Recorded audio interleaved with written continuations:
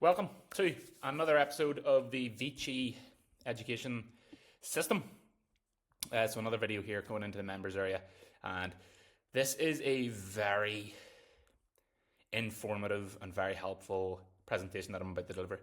It's a massive part of VICI. It's a massive part of how I coach. It's often the thing that separates myself and VICI from a lot of other coaching companies and coaches out there. And it is just very, very valuable. And that is the concept of training for stability. Essentially, we're going to take you through how to train for stability, how we elicit the best adaptations from a stability standpoint, what that means, what that actually looks like. I'm going to give you some real life examples and hopefully equip you with the tools to, number one, understand what stability is, number two, be able to program for increasing stability, and number three, reap the benefits of that. So this presentation is all about that. First of all, first thing I'm going to look at here is your workbook for every VICI strength education upload I do.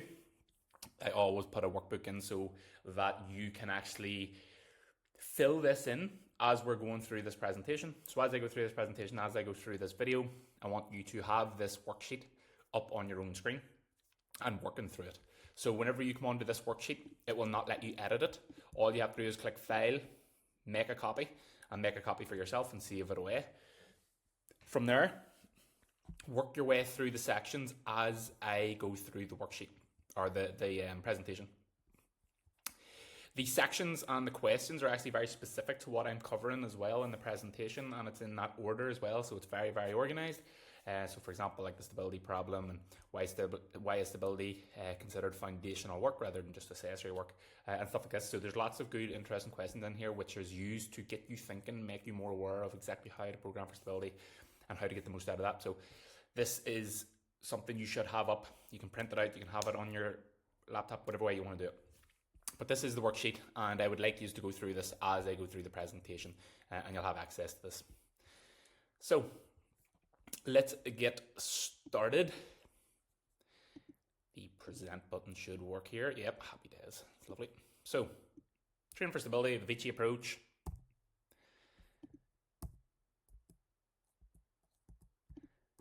There we go, we're on. Right, so the problem. Why most lifters ignore this until it's too late. No one really understands stability. Nobody understands its importance, and oftentimes it's just a really abused word and term in the industry, which essentially is programmed very wrong and doesn't get the right understanding from like an efficacy standpoint in terms of like understanding what we need to do. So you're chasing PRs, but your joints feel sketchy under load. Competition patterns are stealing your strength gains, whatever that might be from a technical standpoint, and then pain keeps creeping in and holding you back every time you're about to hit PRs or whenever you're just crossing that line of intensity. Things are just holding you back. And the truth is that stability work isn't accessory work. It isn't fluff as people might actually see it. It's foundational work that determines whether you lift heavy or whether you just fuck yourself in the process. So yeah, it is very, very important. And this comes down to now like what actually is stability. So stability can be defined as our body's ability to resist force. Okay. So essentially what we're looking for is primarily stability at the shoulder, hip, and the core. So if we're looking at, say, like core stability, and we start looking at the primary components of that, so we've got like anti-flexion, anti-extension, anti-lateral flexion, anti-rotation. You've got your four primary core stability aspects. So when we're performing a deadlift, for example, our core has to work very hard to stabilize ourselves through anti-flexion.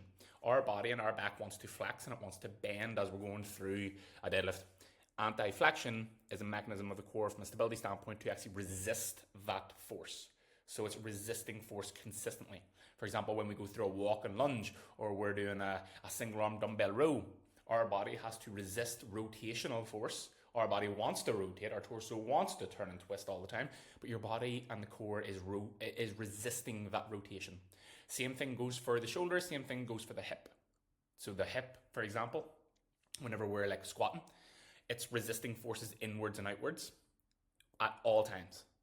And this is what keeps us well, yeah, stable, and stops our form from breaking down. It stops our technique from breaking down, very, very simply, and gives us more room to run with, essentially, when it comes to technique and loading things up. So that's what stability is. It's just your body's ability to resist these forces under load, essentially, so that we do not break down quite as easily.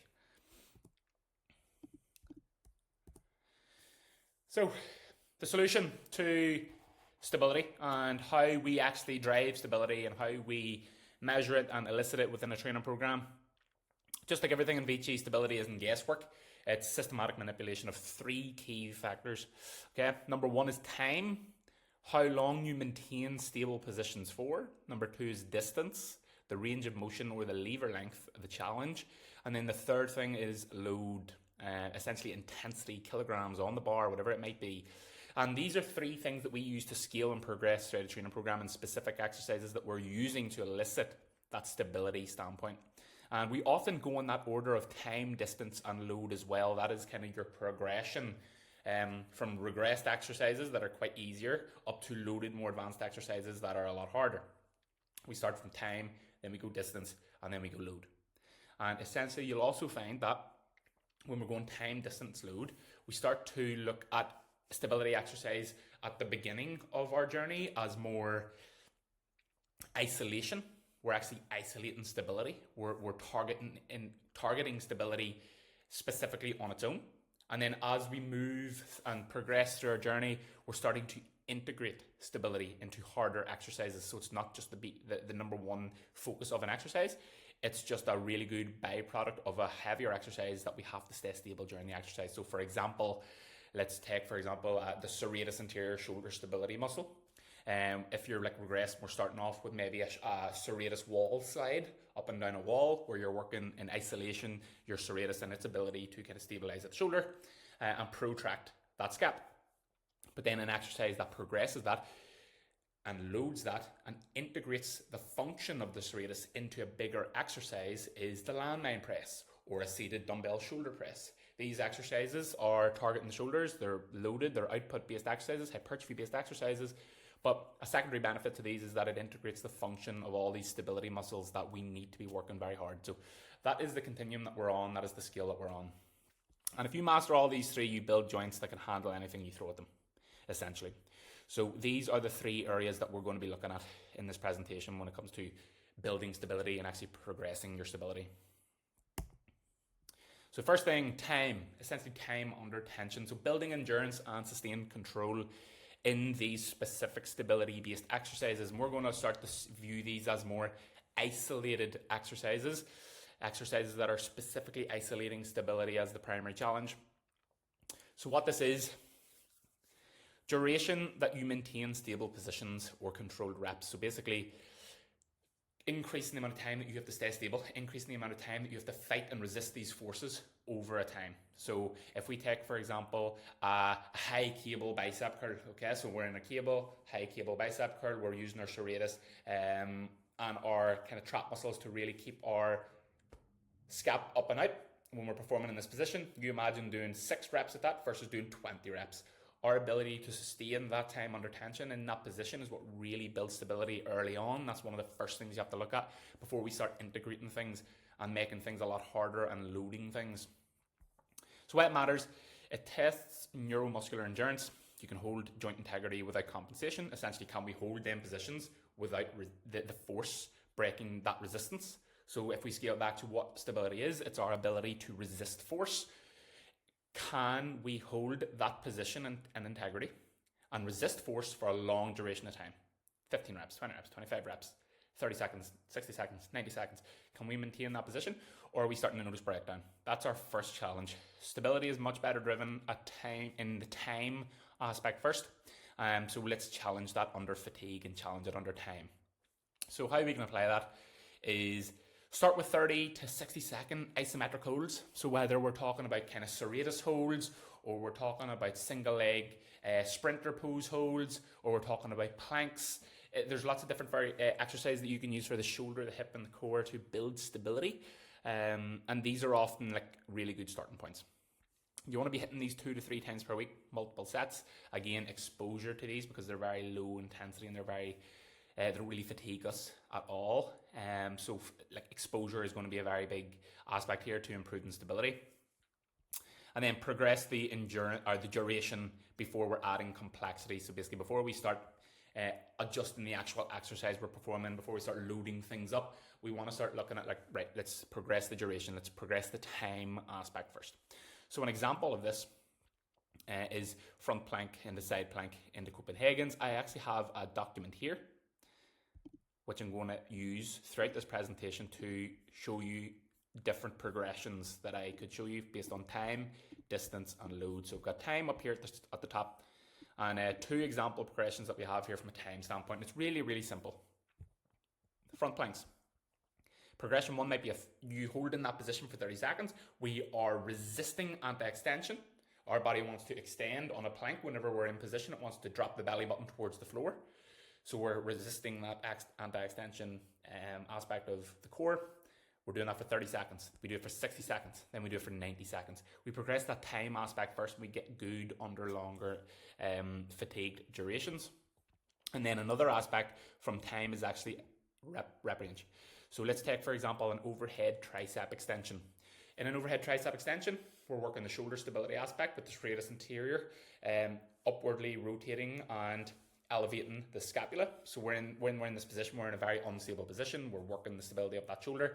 So while we're in this position, performing this exercise, we might do 6 to 10 reps in the first block because that's all our shoulder can really handle without burning out and losing that kind of position. We just don't have the ability to hold and resist forces for longer than 10 reps. Then in the second block, we look at 10 to 12 reps, and then in the third block, we look at 15 to 20 reps. And we're building up the duration, we're building up the time first, and the duration that we're resisting force for, and that is the absolute foundation for building on stability. So that is 2 examples there from a time standpoint. And remember, this is your foundation. You can't load what you can't control. We have to control things first, be in control, and then we'll load it up. So the next thing is distance and range of motion. So increasing the mechanical challenge systematically is essentially what we're doing here. Range of motion you move through and how far your limbs extend from the midline. So basically how much distal challenge that we have within an exercise. So whenever we look at distal and the word proximal, and proximal is essentially things that are closer to us. So for example, if you imagine you're doing a goblet squat and we're holding a kettlebell nice and close to us, that's very proximal loading. It's very close to our midline, it's very close to our core, so it's going to be very easy to perform that squat. If we take that on, reach out with your arms way forward, we're challenging things more distally now, and we're putting more of a demand on stability. So why it matters, basically larger arcs and longer levers intensify the demand on stability, and our ability to hold these positions will become a lot harder naturally. So if we hold a goblet squat close to ourselves and we perform that, the want for our body to fold forward because the weight's in front of us is little. If we hold it further out in front of us, you're going to really feel your upper back working hard because it wants to pull you more forward, and it has to work even harder now to keep you upright. So that is kind of the mechanism behind that in terms of increasing the difficulty through distance and range. And this can also come through the aspect of actually just changing up and progressing exercises onto harder exercises as well, which we will cover. So how do we apply this? Essentially, extending your lever arms, which we'll talk about here in a few examples, just making a longer, larger range of motion, gradually based on control quality. So obviously keeping your keeping full control of the exercise that you're performing while we're actually increasing this demand. Here's 2 examples here. So going from a plank, standard plank, to a plank with a reach, to an ab wheel kneeling, to an ab wheel standing. Okay, so we're increasing that distance and the range of motion that the core has to work. It's doing larger range of motions. Another example is for a tricep extension. Imagine doing a tricep extension with your arm horizontal in front of you, then going to 150 degrees, and then going to 180 degrees overhead. The more overhead we go for a tricep extension, the more demand on stability we require due to the serratus having to stabilize that scapula through more upward rotation and elevation. So whenever it starts to move more and get into that position more, the serratus is working a lot harder to hold that position. So if we start one block in horizontal, when we're out in front of us, we're very stable here in this position. Body loves it. 150, we're getting into a bit of an uncomfortable zone. 180 overhead, the body's working really hard there. So the further you move from stable positions, the more your stabilizers have to work, essentially. So if we come over to this sheet here again, and we have a look at a couple of examples that I've put down from a distance standpoint. So we've got plank on knees. So starting off with a regular plank on your knees, then going into a full plank, then going into a plank with your toes up on an elevation, and then going into a plank with shoulder touches. So as you're in a plank, you're using shoulder touches with your feet up. And these are just ways that we're increasing that distance because we're increasing the amount of pressure going through your core, essentially. And we're making it a lot harder. So we're going from our knee up under our toe up into a deficit. Another example would be the tricep extension horizontal again. So again, we're horizontally here. We go to that 150 degree and then we go to that 180 degree. So we gradually work up to more overhead positions in a tricep extension. So that's making that exercise harder. From a stability standpoint, it's creating more of a challenge on stability. And then we have a lunge to a pad. So you imagine you just do a normal bodyweight lunge and you have a pad under your knee, so it stops you halfway. You know, the range of motion is very low. Then we take the pad away and we do a full lunge. And then after that, we do a front foot elevated split squat. That increases the range already that we have to run through. Then we do a rear foot elevated split squat with even more range of motion through the hip. So there's lots of different ways that we can progress distance and how far we actually travel, whether it's manipulating joint angle through like a tricep extension, going from horizontal to more overhead, or whether it's actually progressing the exercise itself, like the plank on your knees into a full plank, into, you know, a plank with shoulder taps, etc.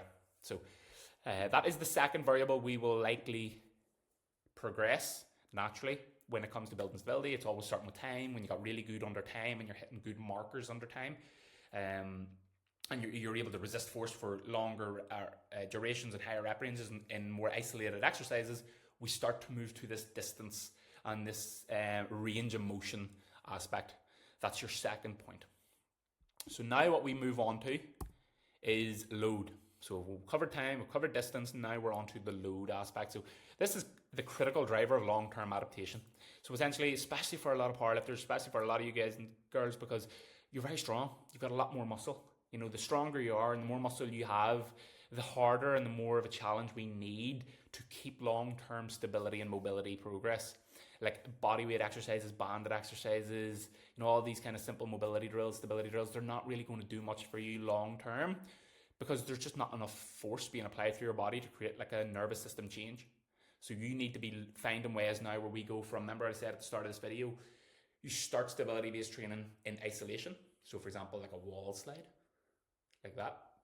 And then we progress up to the point where we're taking the muscles that are stabilizing us and integrating that into heavier exercises. So they have to work really hard while we're working out, essentially, to stabilize ourselves. So it's essentially external weight being applied during stability exercises. So it's basically just working out really hard with a massive emphasis on our body having to stabilize ourselves throughout. So think of your big heavy squats. You know, so like the regressed exercise from a hip standpoint might be a single leg RDL body weight. Okay, but it's a low grade exercise. It's not going to have a massive carryover, but as we start to load that up into maybe a single leg RDL with dumbbells, and then we get into like a barbell RDL, then we're into a conventional deadlift. You know, your body is progressing up. We're starting to load it a lot more, and the mechanism of stability, like the demand for stability, is very, very high. So why it matters, greater force demands mean that you need greater stability to safely control heavier movements, essentially. So the more force going through your body, the more your body needs to resist them forces, because that is where technical breakdown happens, is when your body can't resist these forces. Then we start to see things like excessive knee cave and backs, hips kicking out on squats and backs falling forward and rotating on the deadlift whenever you're halfway up. Like this is just your body unable to resist those positions. So we need to scale back to exercises that allow you to challenge them aspects of the core, hip and spine, or the core, hip and shoulder. And then we integrate that into the main lift. So then obviously we're working in a good place. The body can now resist these forces. It can resist the rotation on that deadlift. It can resist the need for you wanting to shoot your hips back and fall forward in the squat. We're building these up block by block. So if we look at the load standpoint in terms of progressions, we've got 3 progressions here. So a single leg RDL body weight, then we go into a dumbbell RDL, and then we go into a barbell RDL. So basically the demand on anti-flexion in your upper back, whenever we do a single leg RDL, it's fairly light. Our back doesn't really want to flex and bend that much. As we go to dumbbell RDL, we're loading it up a lot more. So our back's under a lot more pressure. And then when we're in a barbell RDL, especially with the load more anterior to our body, the pressure through our T-spine wanting to round and bend is very, very high. So we have to resist that challenge. And we're building that stability and that anti-flexion aspect of the core, which carries on into your main lifts, so your squats and your deadlifts and stuff like that. Another thing is we can look at push-ups. Then we can look at dumbbell press, and then we can go into a flat barbell bench press. So again, we're just increasing the load through these range of motions. And then if we go from a body weight lunge to an ipsilateral lunge, where we're holding the weight on the same side, and then we go to, so we're holding one dumbbell essentially, and then we go to a bilateral lunge where we're holding two dumbbells, and now we're onto a Hatfield lunge where we have like a safety bar on our back, and we're performing a lunge with a lot heavier weight then. So you can see how we're integrating these smaller stability-based exercises into harder, more challenging exercises. And that's the process that you want to be going through long term to really elicit and get the most out of your stability-based training. So that is always going to be the last stop for you on stability-based training as well. Is always going to be load. It's always going to be the last thing that you kind of want to aim for. So you work your way through that time, then distance, then load third. So how I personally integrate this within VICI and how it kind of fits. Stability isn't separate. It's integrated throughout your training at all times. Like, it's always there. I always talk about my kind of training in terms of primary and secondary benefits to an exercise. So every single exercise I program within VICI always has that secondary benefit of stability. So it's like, yes, we choose an exercise that maybe targets certain muscle groups, and we choose exercises based on hypertrophy or strength being like the biggest want and need.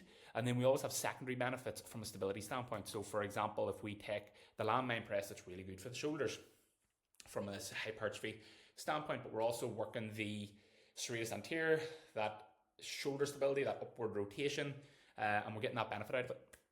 The same thing with a lunge. So for example, if we load a lunge up in a contralateral, so one dumbbell in your left arm and your right leg is forward working in a lunge, then we're working quads from a hypertrophy standpoint. I'm getting bigger quads, but we're also working very hard in external rotation of your hip. So there's lots of different ways that we can integrate this through with your training, and that's the important thing. So it's a systematic approach that honestly separates VICI from most generic coaching. And yeah, that is essentially the action plan on how you build stability over time. Phase 1 is always building time-based foundation with isometric holds. You can spend a couple of weeks, couple of blocks within that. Phase 2, you add dynamic movement and increase the range of motion, usually a couple of blocks on that.